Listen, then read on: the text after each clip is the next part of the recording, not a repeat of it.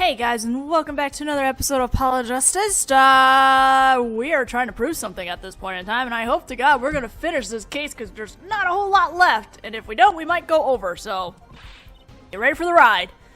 You better know, Apollo, otherwise we're through. It can be proven. You make it sound like someone else is going to come along and do it for you. Well, technically someone kinda did. Let's continue with the cross-examination then, shall we? Witness your testimony, if you would. This isn't going to be easy. I need some decisive proof, and fast. You ready, kid? 'Cause I am. Of course you are. The shooting took place during the second set. If you're so sure, let's see your proof. You wanna see it? Let's do it! Let's present the mixing board. It seems there was clear proof left behind. Right here, Lamar's song. Song? What exactly is this, device thingy? A new variation of a gramophone, perhaps? Come on, we just used this, and don't get me started on gramophone.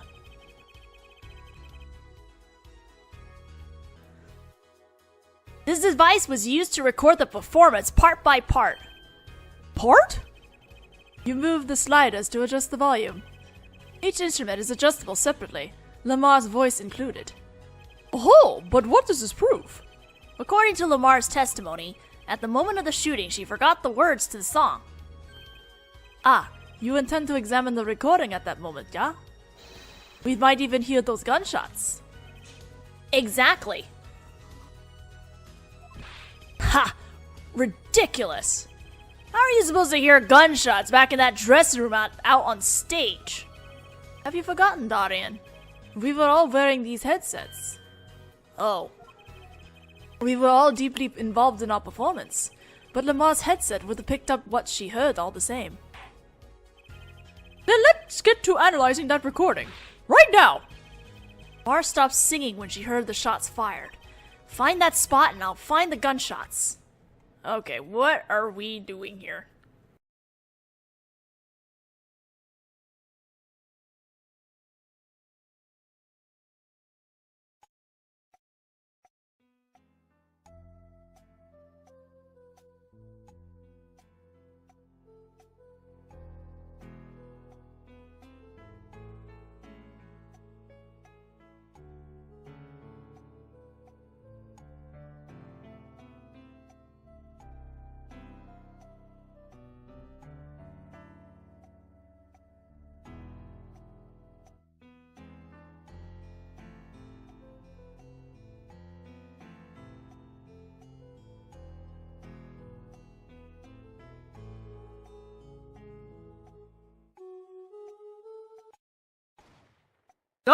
Oh, well, okay, there we go. Well, I figured that out.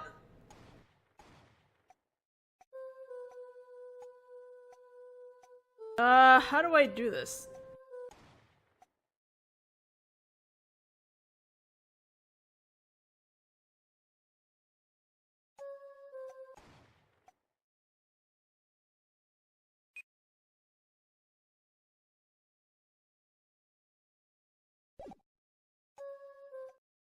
Okay, right?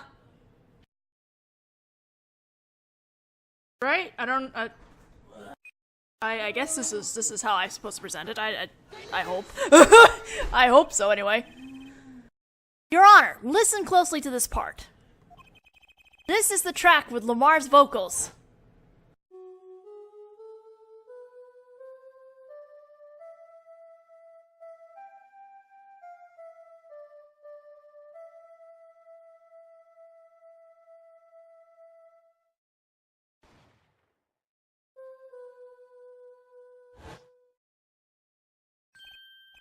I did hear something faintly there, yes. Why, it sounded like a gunshot. What? This has to be some kind of mistake. I believe a case has been made. Gunshots were heard in the second set, which means Lamar's testimony was true. Ugh. Oh, now you're in shit. Porter, so she was telling the truth about what she heard. It was the other man speaking, not Mr. Latus. Well, what did he say? It's over. Press the switch, now. Just after that, there was a gunshot, and then the guitar caught on fire. Detective Crescend, you weren't on stage during the second set. You could have done it. But why did we only hear one gunshot in the recording? Weren't there 2 bullets fired from this weapon? Lamar was moving through the air vent, Your Honor. She must have not been close enough for her mic to catch the first shot. But then, as she passed over the dressing room, a gun fired again, and Mr. Latouche's life was taken. Well, Detective Crescend?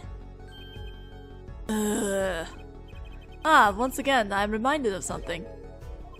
Our performance that day. Your performance?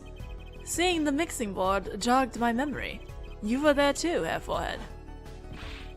What is it with today? Problem after problem. Actin. My hug won't start, my guitar case is busted. My guitar's been burnt to a crisp, and to top it all off, someone's dead. And there was that performance just now. What was that all about? This part is off. Which is that? The second guitar.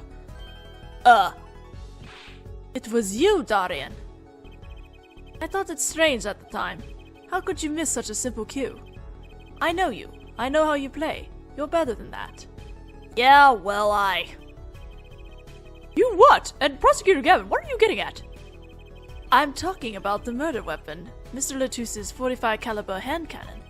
As we've learned, even the shooter doesn't go unscarred with a revolver that size.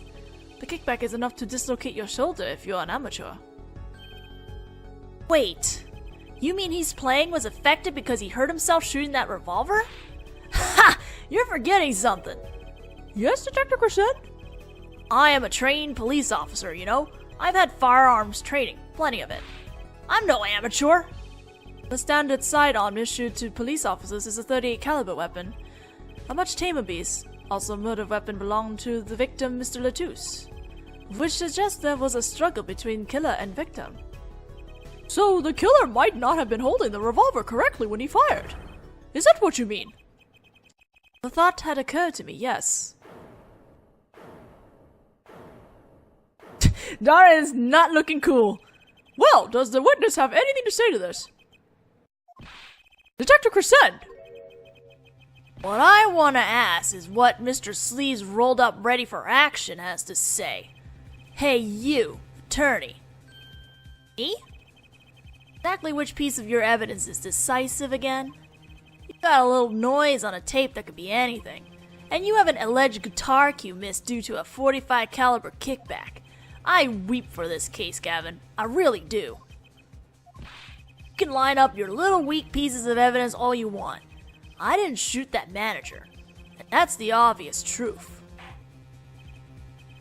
The witness has a point. The defense's argument, while persuasive, are not decisive. I believe we should hear what the witness has to say in response to the case so far. Your testimony, please, Detective Crescend. Tell us your reasons why you couldn't have done it. Ugh. Come on, why would I even want to kill that manager? You want a reason? Easy. I got no motive, man. It was that diva's first trip to this country, right? How could I possibly know her manager? If I didn't know him, why would I want to kill him? A simple reason indeed. Prosecutor Gavin, is it the case that Mr. Latouche had not been to our country before? According to our records, yes, not even once. I see. Very well. Mr. Justice, you may begin the cross-examination. Great, now I need to find a motive. We got this, no big deal. First we're gonna press everything though.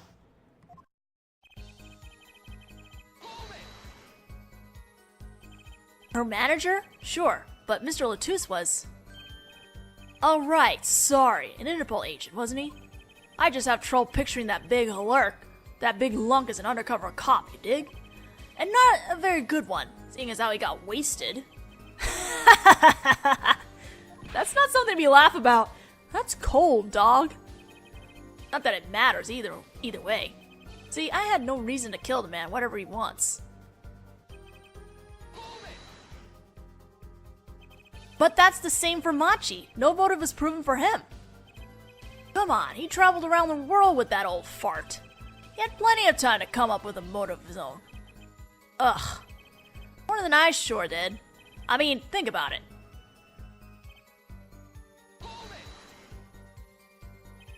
Darian, you're a detective with international affairs. Yeah, what of it?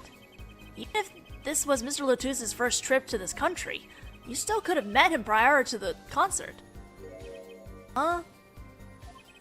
Or don't you take any international trips in international affairs? That's right. Well, Detective Crescent? That's your game, is it? Guess I better confess then. Confess? Yeah, it's a bit of an embarrassment. But I've never been sent overseas. What? But you're an international... See, me and Plains got a difference of opinion. We don't like each other much. My condolences, Half-Forehead, but he's telling the truth. He's never set foot outside the country. I can guarantee it. As it turns out, my division has plenty of work to do locally as well. That's just unfair.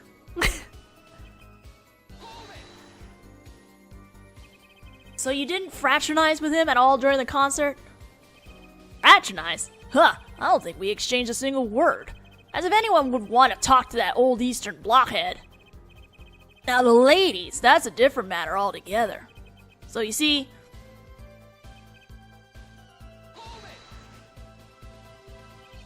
You sure about that? What? What? Wipe that look off your face before I do it for you. Listen, you try throwing out one of your wild accusations, I'll throw it back at you so hard you'll forget who you're accusing of what. Half-Forehead, perhaps it's best if you let your evidence do the talking, Ja?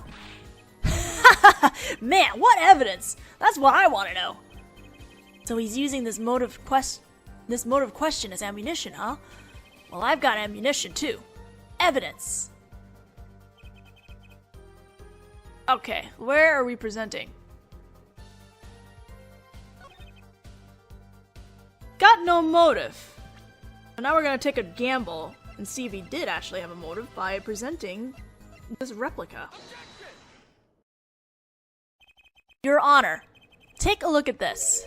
What's that? Oh, looks like candy. It's not. Don't lick it, please. Detective Crescent, ever seen this? Looks like a piece of candy. What it is evidence. Don't lick it before you try it. Specifically, this is a replica of a cocoon. It was found among the victim's belongings. A cocoon? Never seen one that color. It is a variety only found in the Republic of Virginia. Nowhere else. Alright, but what is this cocoon replica doing in my courtroom? Surely this has nothing to do with the motive for killing Mr. Lotus, does it?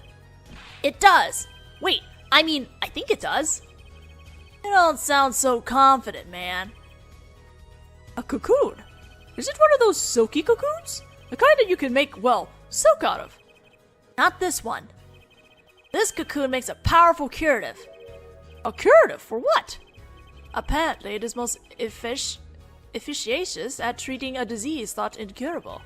It is the only medicine of this kind. However, it is illegal to take one of these healing cocoons out of Virginia. Whatever for? If it's such a miracle cure, why not share it with the world? Yeah, that's what I've been wondering. We've looked into the matter at some length. Apparently, it isn't difficult at all to manufacture the remedy from the cocoon.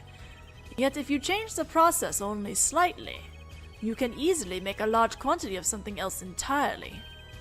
A deadly poison, in fact. What? Of course. There was an incident several years ago where some of these got onto the black market. It caused quite the commotion in the global community, although the media was kept largely unaware. Intriguing. All this has led to a strict ban on the cocoon's export, one rigidly enforced by Interpol among others. Interpol? Right. The victim, Romain Lotus, was an Interpol agent. Detective Crescent, you insist on referring to him as a manager, but that is misleading. Romain Lotus wasn't killed as a manager. He was killed as an undercover agent. So I was trying to smuggle this gumball into the country? That what you're trying to say? I'm saying that could well be a motive for murder. Oh, so I was gonna sell it on the black market. Make myself a pretty penny? Ridiculous. I mean, totally unthinkable. Unthinkable, you say? Why? Perhaps it's time for another testimony about this smuggling of cocoons business. Testimony after testimony, good lord. International Affairs got a memo about these cocoons. Interpol's all hot and bothered by them. Can't sell them on the black market. Too dangerous. Yeah, cocoon smuggling ain't exactly lucrative anymore. Man, I'm in International Affairs. I know the deal. Indeed. Interpol wanted those cocoons bad enough to send Mr. Latouche undercover. You kids think up the craziest things. But no way am I going to risk life and limb just to get my hands on some dirty cocoon money. Not the most noble statements, but duly noted. According to the reports, these cocoons top Interpol's list. Selling them to an underground organization would be risky. Very well, you may begin the cross-examination. This is the only motive I've got. He's up to something, and I'm going to find out what. Let's do it! Get to it! Ugh. God, Darian's just putting up a fight before we get there. That memo, that's how you knew about the cocoons. Oh, nice one, nice one. I'm running scared now. You had to know about the cocoons to plan this. Just how well known are these cocoons? I'm embarrassed to admit it, but I've never heard of them. Well, Lamar knew about them, though not their use. My reports indicate that there are ongoing efforts to control information about the cocoons. Most people only know they're illegal to export, that's all. Then I've nothing to be embarrassed about after all. Say people like me who know about them are a minority, yeah. But that includes everyone in international affairs, man. And everyone in Interpol, too, for that matter. Yeah.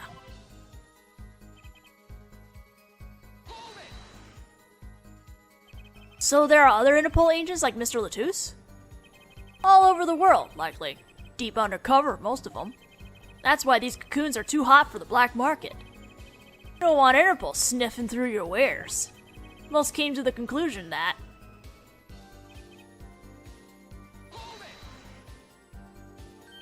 dangerous? Yeah, Interpol finds you, they arrest you on the spot. Or another marketeer might think you're a part of a sting and take you out himself. Times have changed.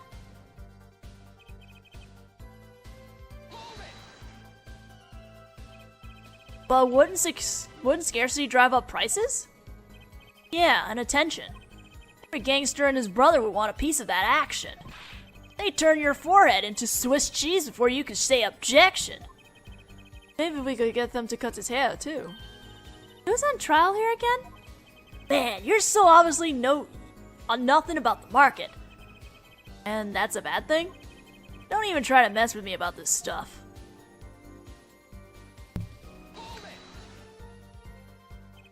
Which is why you know how to find a loophole in the system.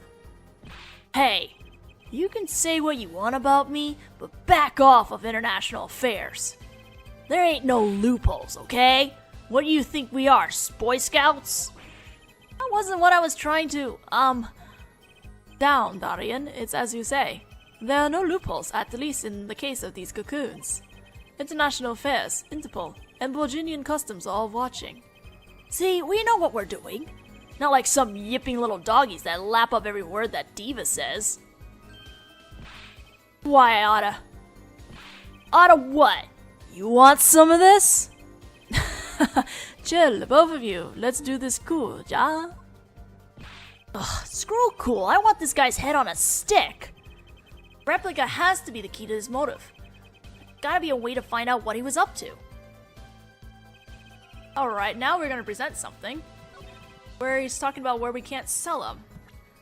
What are we presenting here? We're presenting the newspaper article.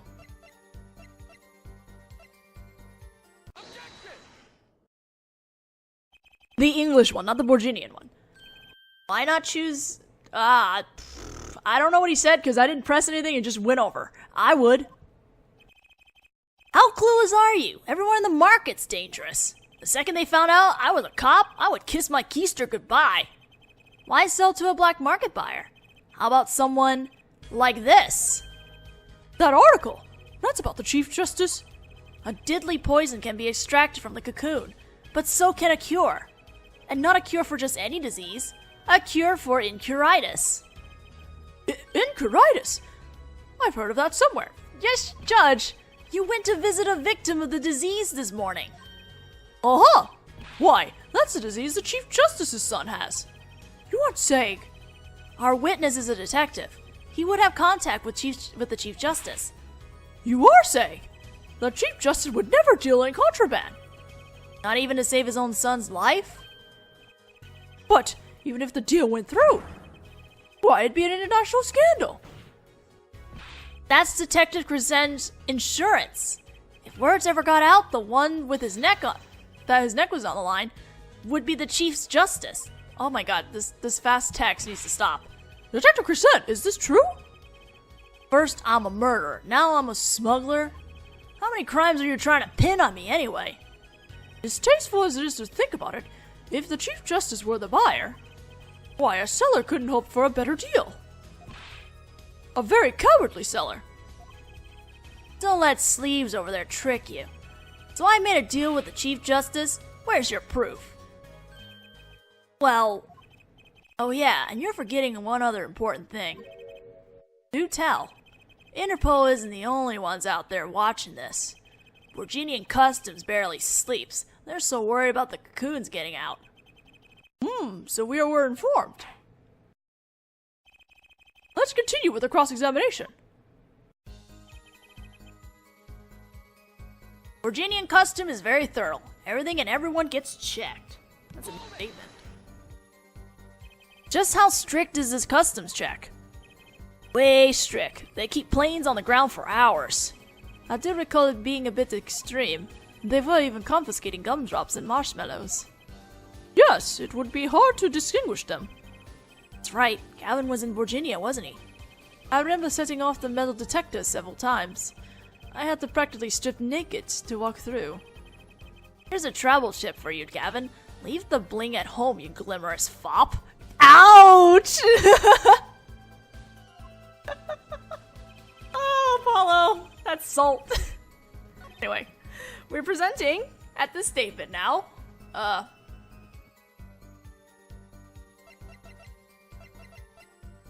Let's present the guitar. Actually, there is one way. What?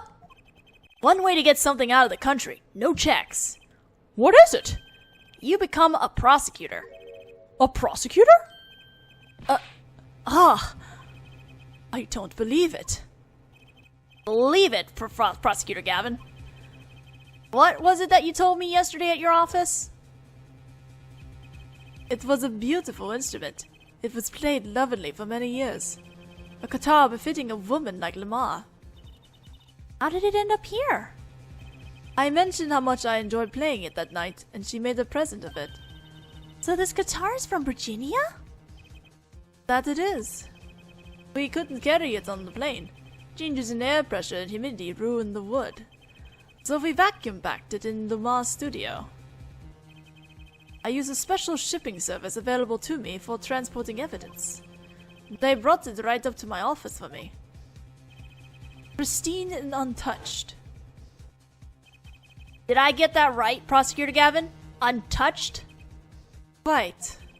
The guitar was wrapped in several sheets and vacuum packed in Virginia. The pack was untouched until the day of the concert. Are you saying that guitar was... With cocoons this small, it would have been very easy to use your guitar as a mule to smuggle a cocoon out of Virginia. What? Which reminds me, Prosecutor Gavin, that guitar had some work done on it recently, right? Work? Good memory, Herr Forehead. Well, you know how guitars have a round hole in the front. It's called the sound hole. Well, they found something attached to the wood just inside the hole. A broken device of some sort. A broken device? Yes, this, in fact.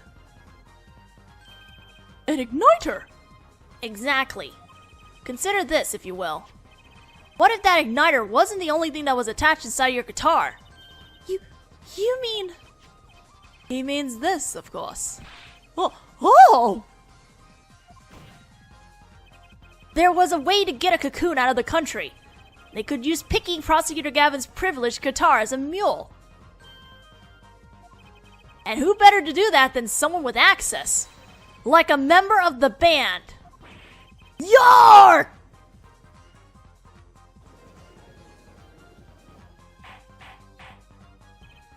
Order, order, order! So the igniter Was placed in there for a clear reason, it seems. It was a safety precaution. a precaution.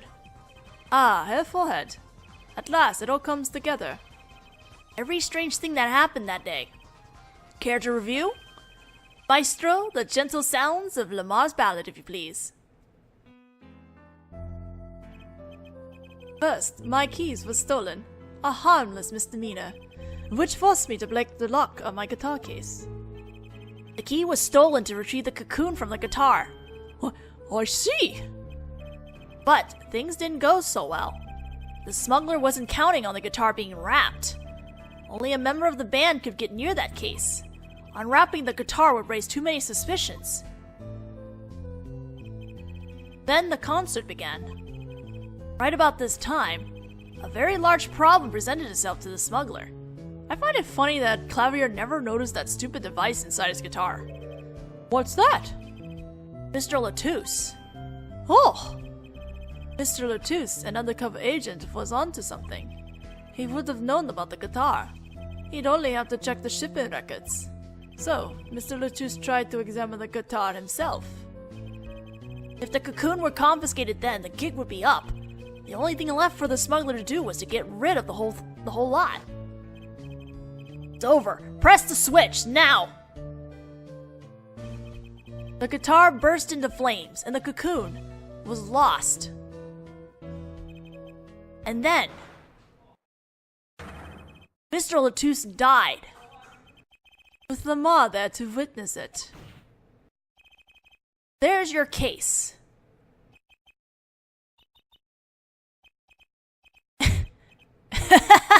Oh, that's brilliant, man. Detective Crescent?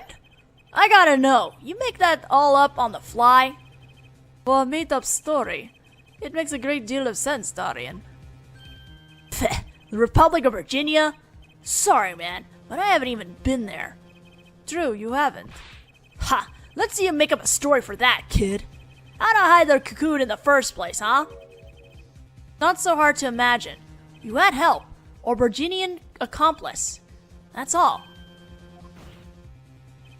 That you had an accomplice was clear from the start. The voice Lamar heard proves it. It's over. Press the switch, now! You made this transmission from backstage, while your co-conspirator was on stage. But who was it? This is it, the coup de grace. And for once I know what I'm doing. There's only one person who could have helped him. Let's hear what Mr. Justice has to say then. But be warned, with a great accusation comes great responsibility. Okay, Uncle. Make up your answer on the fly, as it were, and you'll be harshly penalized. Are you ready, Mr. Justice? Who was the smuggler's accomplice? Only other Virginian, Machi Tobaye. It can't be Lamar, so there is only one person who meets all the requirements of the accomplice. And that person is the defendant, Machi Tobaye. But Mr. Justice, he's your client. A defense attorney accusing his client? That's a new one. I assure you, no one is more unhappy about this than I. But I am here to defend him in the murder of Mr. Latouche, and I stand by my statement earlier that he is innocent of that particular crime. Indeed, the defendant is Virginian. He does meet the basic requirements to be the accomplice. But what if it was in fact Lamar? It couldn't have been. Well, you seem sure of yourself. The reason is electronic signals, Your Honor. Electronic signals? Recall that this remote only works to a range of 30 feet. Beyond that, it's useless. Oh, yes, that's true. Now think back to the testimony. When the shooter made his transmission, Lamar was in the air vent, right above the dressing room where the shooter stood. Let's look at the stage diagram. This is the area that the remote control could reach from the air vent. Well, looking at this, it seems that Lamar stood still still could have done the deed. No. When the shooter made the transmission, the stage was slightly different than shown here. It was in the middle of the Guitar Serenade. Part of the stage was raised. Prosecutor Gavin and Lamar's stand-in were in the air. They were on a tower which happens to be 15 feet tall. In other words, the remote couldn't have worked from Lamar's position in the air vent. Oh! Well, Detective Crescent, what do you have to say to that? Your Honor? Yes, Detective? We see the video where Gavin's guitar burns. Just one more time. Oh, well, I don't see why not. What? Don't tell me he has a way out of this.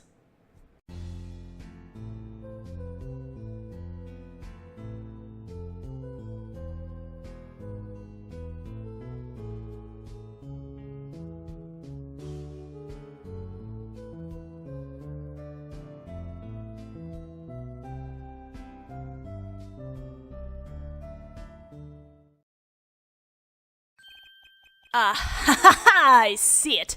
Too bad, so sad, punk. Punk? First you were sleeves, then kid, now punk. You're losing rank fast, Apollo. What exactly were we supposed to see in that video? The problem isn't what we see. Correct, Darian? Right, it's what you hear. We are musicians, after all. Care to explain for us, non-musicians? Sure thing, punk. Let me get your yarn straight first. You're saying I ordered the wee pianist to set off that igniter? That right? Yes? Well, in order to do that, he'd have to press a switch. Am I right? Okay. I'll take another listen. Pay attention to the piano. Piano?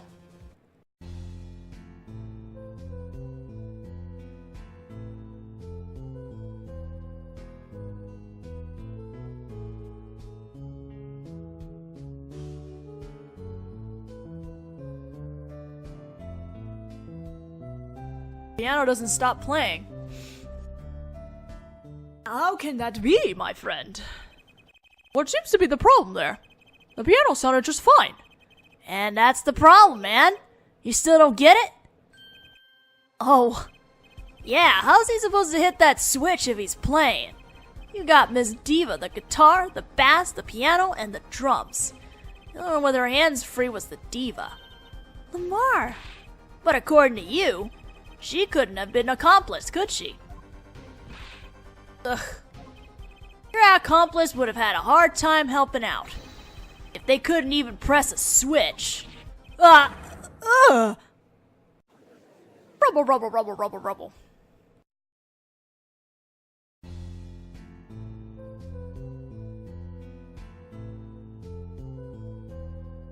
So how did he do it?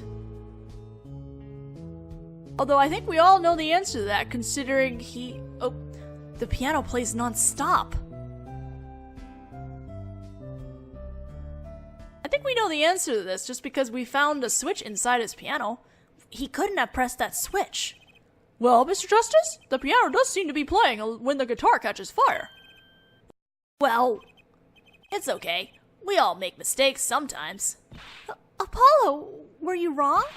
I can't be wrong. Everything makes perfect sense. How could it all just... strange? What's strange? No, it's just... something's odd about the performance there. Odd? Back to the mixing board!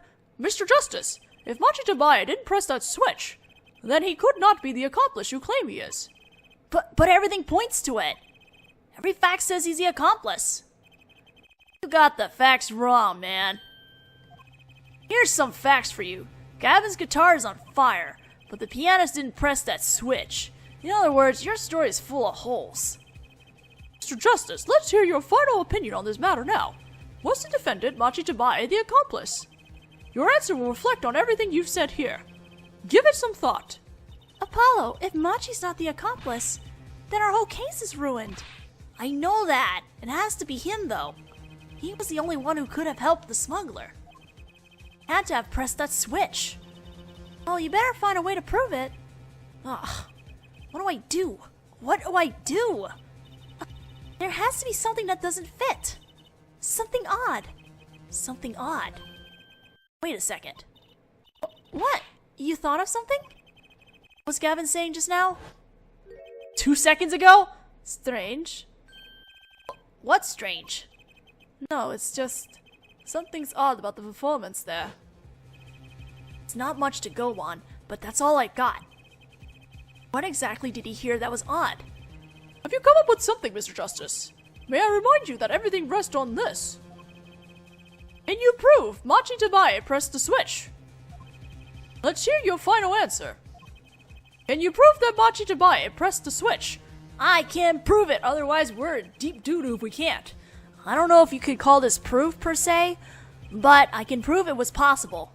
And then, as prosecutor, it falls to me to ask you to show us evidence supporting this. Herr Forehead, you're sure about this? Ha! Except that there's no evidence, man.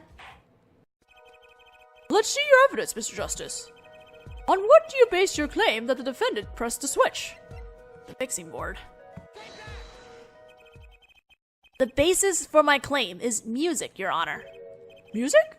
What about music? Let's listen to the piano part around the time when the switch was to be pressed. Right before the guitar burst into flame.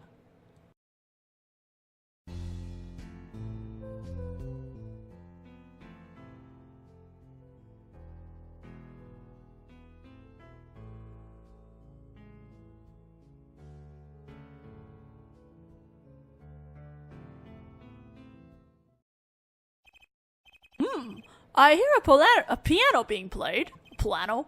But doesn't it sound kind of simple? Simple? Ah, I think I know what he's suggesting. You think Machi could have played that part with one hand? One hand? You only need one hand to press that switch. You could play the piano with the other. Ha! What? So you're saying some kind of piano? Are you some kind of piano savant? Actually no.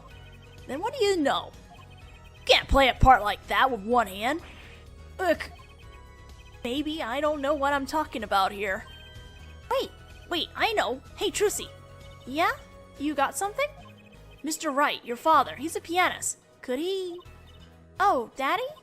He couldn't play a part like that even if he had 3 hands. So sorry. So sad for you. No, not really. Huh? That was just the easy way to prove it. There's always the hard way. Man, how are you going to prove whether he played it with one hand or 2? You can't! I admit it'll be rather difficult to prove, but it's highly likely he was playing with one hand. How'd you know that? The clue is what Prosecutor Gavin described as sounding odd. What sounded odd? I'll bet we can tell by listening to a certain part of the song. No way. Well, it seems we've come to the moment of truth at last. Let's hear what Mr. Justice has to say for himself. Show us the part that proves the defendant was playing with one hand. Right before the guitar burst into flames. Machi was definitely playing one-handed just before the guitar caught fire. One section of the song proves it.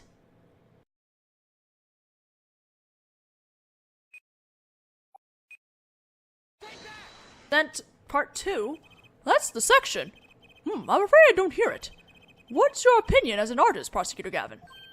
It's a beautiful song, and the lyrics are outstanding. I'll take that to mean there isn't a problem with this section at all.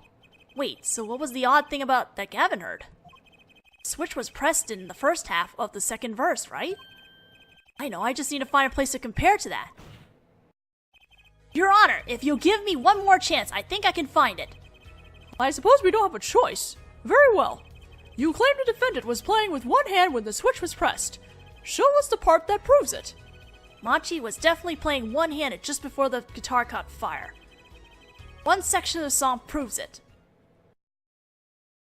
First section. Prosecutor Gavin, I'm sure you realize by now just what it was that sounded odd to you. As I'm sure you've realized it yourself, Herr Forehead. Realize what? I'll demonstrate. Let's listen to the part in question again, shall we? Pay particular attention to the but a fleeting melody phrase.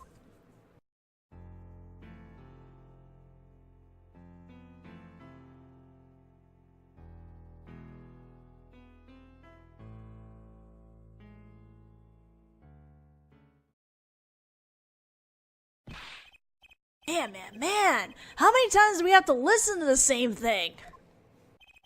You're right, enough of that. Let's listen to another section, shall we? Another section? The guitar burst into flame at the end of the second verse. Let's listen to the same spot in the first verse. Pay attention to "Oh That Night in Your Embrace."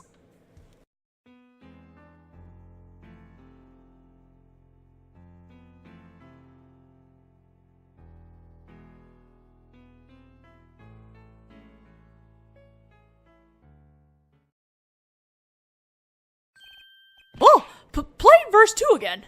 Oh my god, Judge.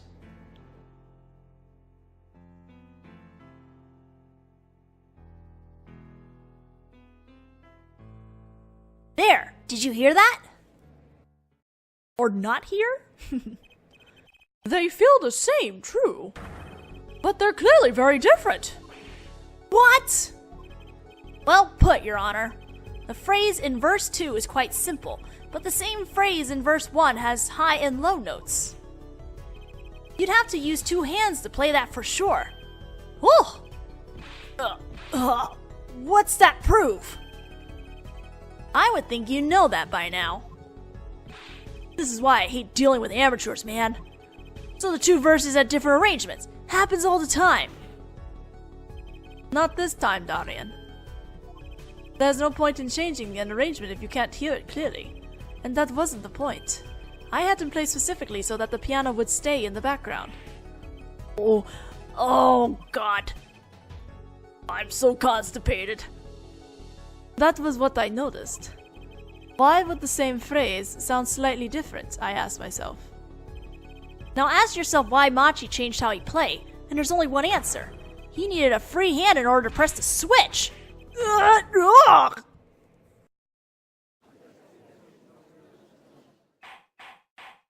So close. Order! I believe this ties all the facts together. Well, Prosecutor Gavin. Yes, quite. Though personally, this comes as a terrible disappointment. What? No comeback? I can't believe it. I finally did it. I shut him up. Very well, barring an objection from the prosecution, I will now state the court's opinion on this matter.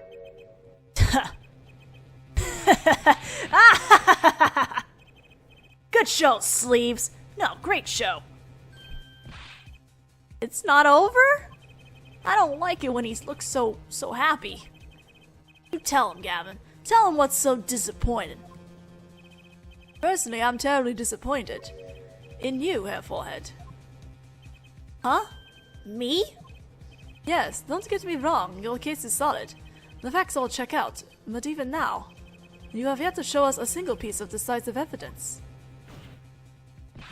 Yeah, but the facts, anyone can see it was him. Unfortunately, anyone does not include the law. I'm afraid your case doesn't cut it. But... 1,000 facts might point toward the same conclusion, but without decisive evidence, it's not proof. That's the rule under our current legal system. Don't believe it. It does not seem as though the defense has any more evidence to present. Oh, I think if he did, he already would have seen it a long ways back. It's unfortunate, but at present this court is unable to acknowledge your accusation. What? Oh shit. What do we do now? The truth is staring us all right in the face. Why can't they see it? What's the point of a legal system that protects criminals? Apollo, remember what Danny said. It won't be easy proving he did it, especially not under the current court system. So what do I do? Like I said, good luck. And be aware that it will be impossible to prove his guilt by conventional methods. Ugh. Every man has an igniter inside him. Find Darian Krishen's igniter and set it off. I wonder what he meant by every man's igniter. He just meant a weak spot, no? The kind of thing that a single spark could turn into a wildfire of emotion. Won't be able to press him further by conventional means. I've got to find a weak spot in this guy. Something fatal. So, can I get back to work now or what? It look like I got a lot of time on my hands, but I got no more time to play pretend with this deadweight attorney.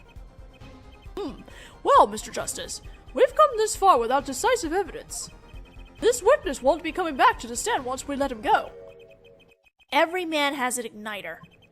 Huh? Didn't you say the better guitar, the brighter it burns, Prosecutor Gavin? Ah, yes, good guitars are kept dry, is why. That provides the best sound. Even a small spark could cause irreparable damage. Your plan was an igniter in it. Your plan has an igniter in it too, Detective. It was there. From the very beginning. What? Fighting time, Justice. If you blow this one, he'll be out of your hands for good. Go for it, Apollo! What, and this igniter's supposed to come burn me up? That's almost poetic there, Mr. Attorney.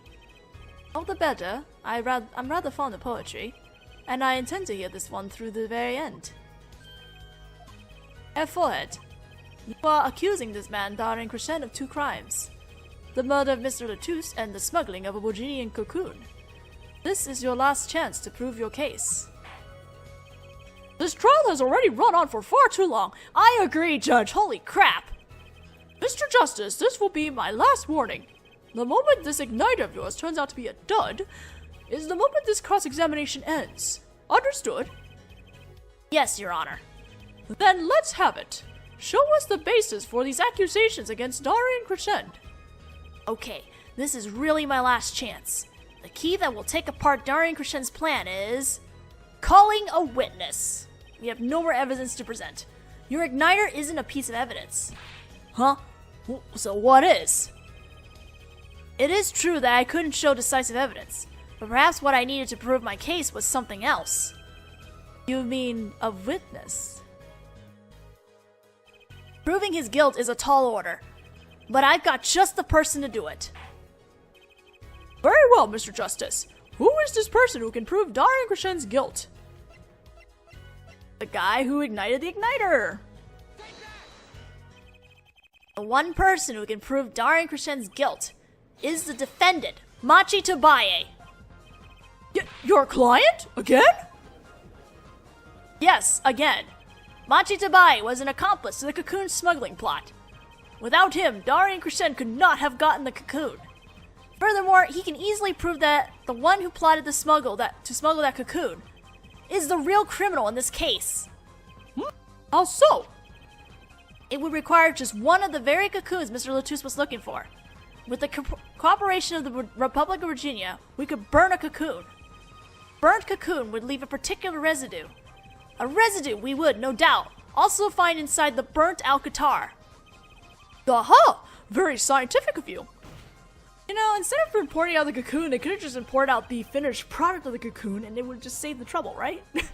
Thus, if Machi Tobaye acknowledged his agreement with Darin Crescent concerning the attempted smuggling of the Virginian cocoon, the case is solved.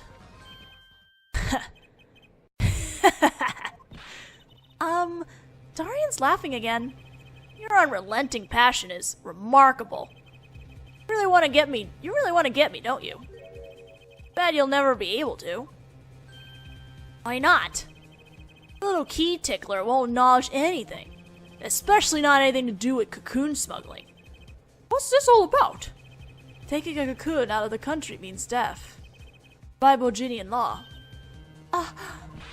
Yeah, see?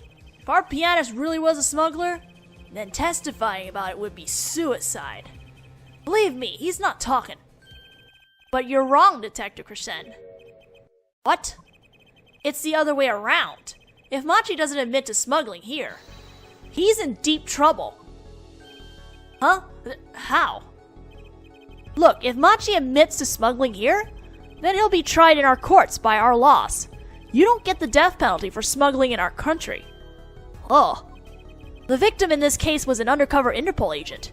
I'm sure that news has already reached Virginia. And they'll likely broadcast our dealings in court today, including the part about the Virginian cocoon. Yeah, but...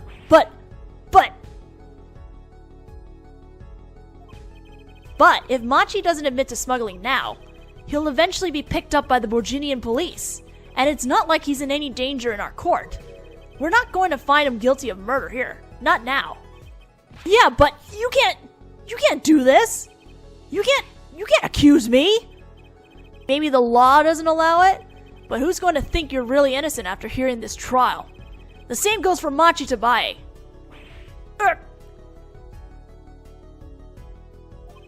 The cocoon smuggling, your entire plan. Machi Tabaye knows everything. There's only one way out of it for him, and that's to acknowledge his own crime. The crime of cocoon smuggling. You gonna break down now? Don't worry there. I'll get you out of the country. I'll set you up someplace, a hidden mansion, real nice. You want a house made out of cookies? Oh no, a house made out of pianos. Come on.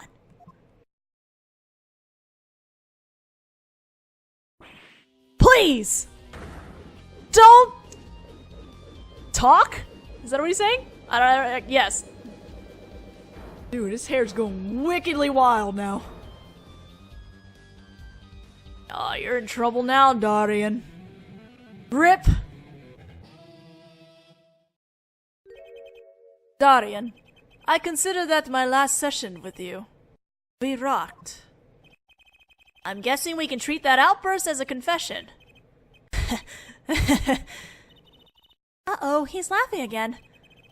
There's a kind of sick desperation in it now, though.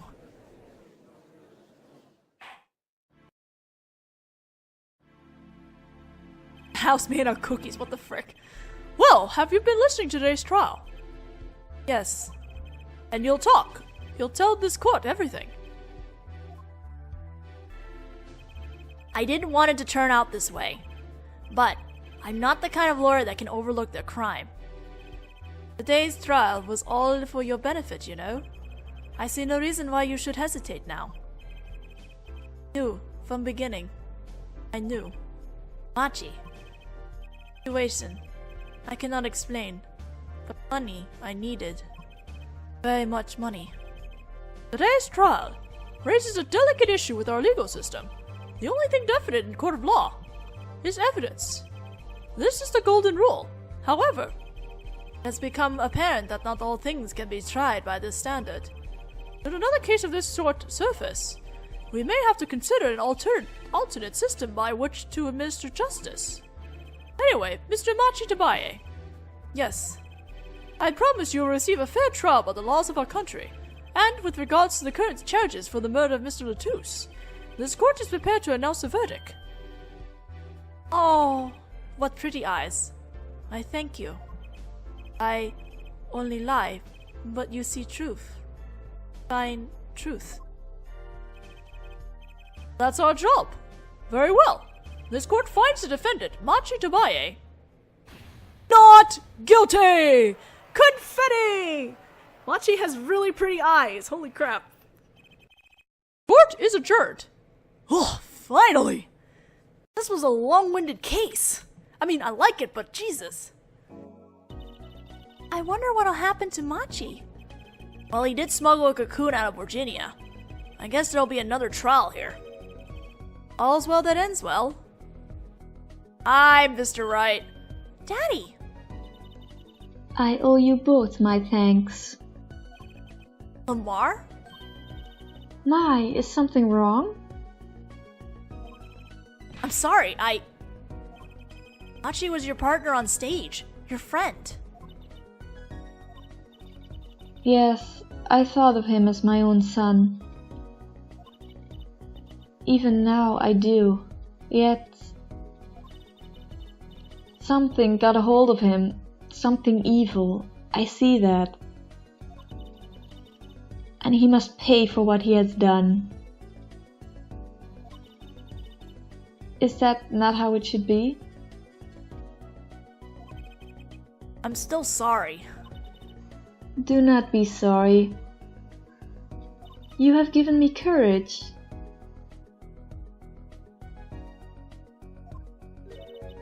Courage? I am considering an eye operation. It was my suggestion, actually. You mean you'll be able to see again? It's funny. I have always been afraid of the light. Light seems so harsh, so unforgiving.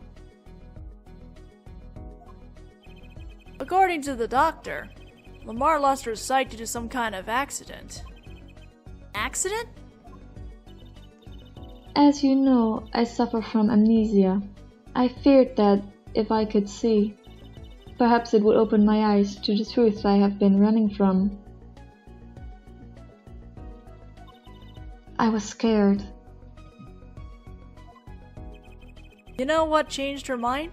Hearing your defense in there today.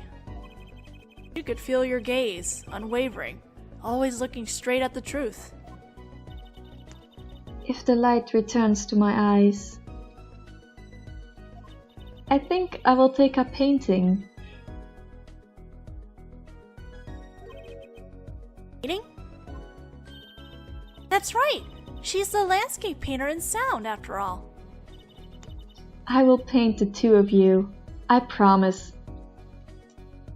Aww. Woohoo! I can't wait, Lamar! I owe you my thanks too, Apollo. Thanks, Mr. Wright, but for what? You reminded me I need to hurry things along. On my secret mission, that is. Right, your secret mission. Apollo, Trucy, I hope that we will meet again someday soon. You bet, me too. Whenever we get apologists too, maybe. And so, like a ballad, the trial flowed on and on, until it came to an end. Thanks to the trial, the guitar serenade was a huge hit. Prosecutor Gavin's even more dazzling to look at now. But there's something I want to say to that guy. Next time you write a ballad, have them catch the killer at the end. Thanks, Trucy, for reading my mind. The end! Oh, thank God, we're done! Awesome! Whew. Holy crap, the last part of the case just started to drag. Ugh. But we're done, and we can go right into case 4 whenever I have the time to get into case 4, because now we're gonna head, well, at the time of this recording, this was just a hiatus break to go back into DGS. So, whenever we get to case 4, we'll get to case 4. Until then, I'll see you guys in the next video.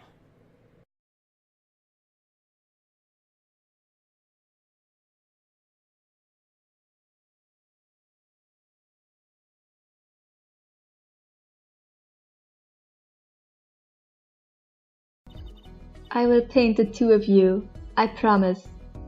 But I will not be speaking directly to you for any time soon. Perhaps in Ace Attorney 7, but I can make no promises on that one. She must have not been close enough for her mic to catch the first shot. But then, as she passed over the dressing room, a gun fired again, and Mr. Latouche's life was taken. Well, Detective Crescend? Once again, I'm reminded of something. A performance that day. Your performance? Seeing the mixing board jogged my memory. You were there too, Herr Forehead. What is it with today? Problem after problem. Actin. My hug won't start, my guitar case is busted. My guitar's been burnt to a crisp, and to top it all off, someone's dead. Then there was that performance just now. What was that all about? This part is off. Which is that? A second guitar. It was you, Darian. I thought it strange at the time. How could you miss such a simple cue? I know you. I know how you play. You're better than that. Yeah, well, You what? And Prosecutor Gavin, what are you getting at? I'm talking about the murder weapon, Mr. Latouche's 45 caliber hand cannon. As we've learned, even the shooter doesn't go unscarred with a revolver that size. The kickback is enough to dislocate your shoulder if you're an amateur. Wait, you mean his playing was affected because he hurt himself shooting that revolver? Ha! You're forgetting something. Yes, Detective Crescent? I am a trained police officer, you know? I've had firearms training, plenty of it. I'm no amateur. The standard sidearm issued to police officers is a .38 caliber weapon. A much tamer beast, also a murder weapon, belonged to the victim, Mr. Latouche, which suggests there was a struggle between killer and victim. So the killer might not have been holding the revolver correctly when he fired. Is that what you mean? The thought had occurred to me, yes. Dara is not looking cool. Well, does the witness have anything to say to this? Detective Crescent! What I want to ask is what Mr. Sleeves rolled up ready for action has to say. Hey you, attorney. Me? Exactly which piece of your evidence is decisive again? You got a little noise on a tape that could be anything. And you have an alleged guitar cue missed due to a .45 caliber kickback. I weep for this case, Gavin. I really do. You can line up your little weak pieces of evidence all you want. I didn't shoot that manager. And that's the obvious truth. The witness has a point. The defense's argument, while persuasive, are not decisive. I believe we should hear what the witness has to say in response to the case so far. Your testimony, please, Detective Crescent. Tell us your reasons why you couldn't have done it. Ugh. Come on, why would I even want to kill that manager? You want a reason? Easy. I got no motive, man. It was that diva's first trip to this country, right? How could I possibly know her manager? If I didn't know him, why would I want to kill him? A simple reason indeed. Prosecutor Gavin, is it the case that Mr. Latouche had not been to our country before? According to our records, yes, not even once. I see. Very well. Mr. Justice, you may begin the cross-examination.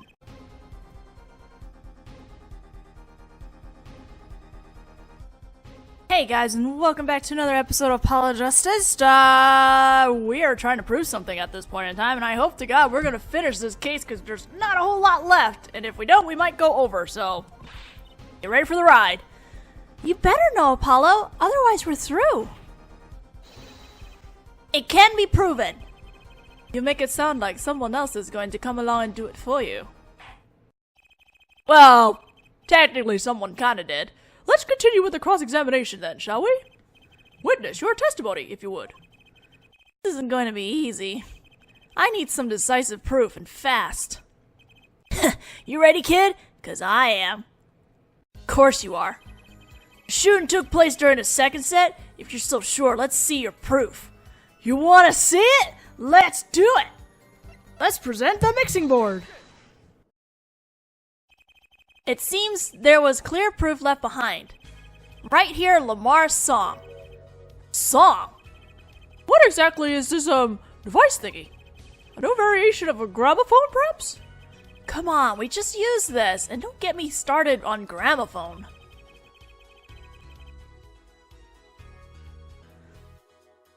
This device was used to record the performance part by part. Part? You move the sliders to adjust the volume. Each instrument is adjustable separately, Lamar's voice included. Oh, but what does this prove?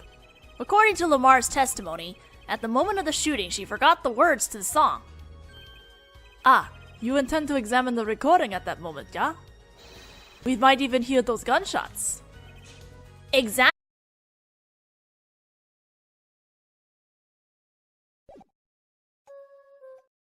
Okay, right?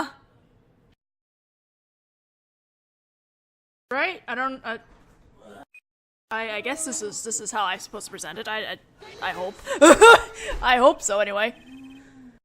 Your Honor, listen closely to this part. This is the track with Lamar's vocals.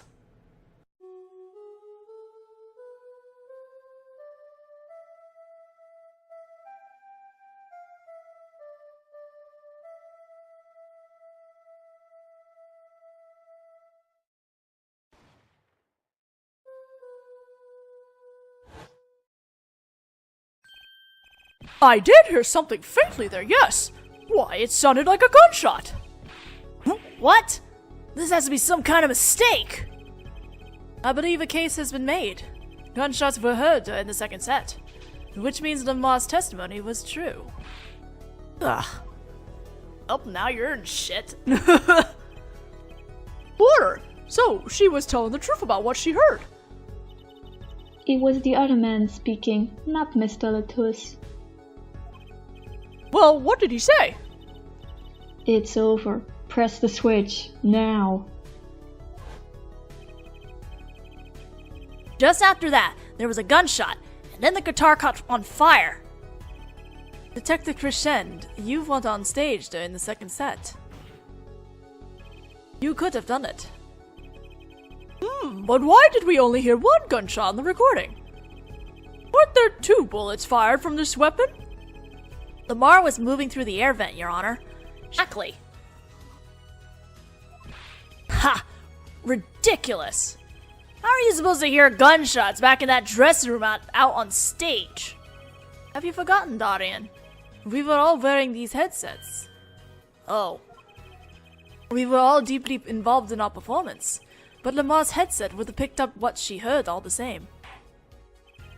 Then let's get to analyzing that recording. Right now! Lamar stopped singing when she heard the shots fired. Find that spot and I'll find the gunshots. Okay, what are we doing here?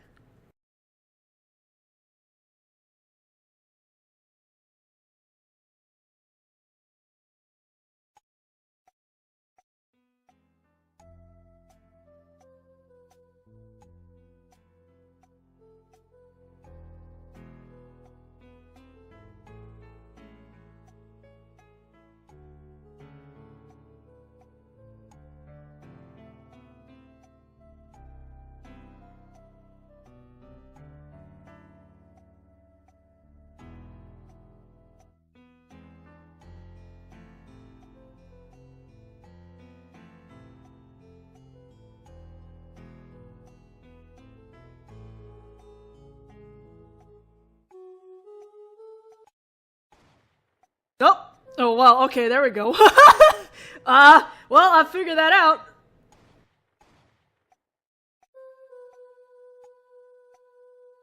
How do I do this?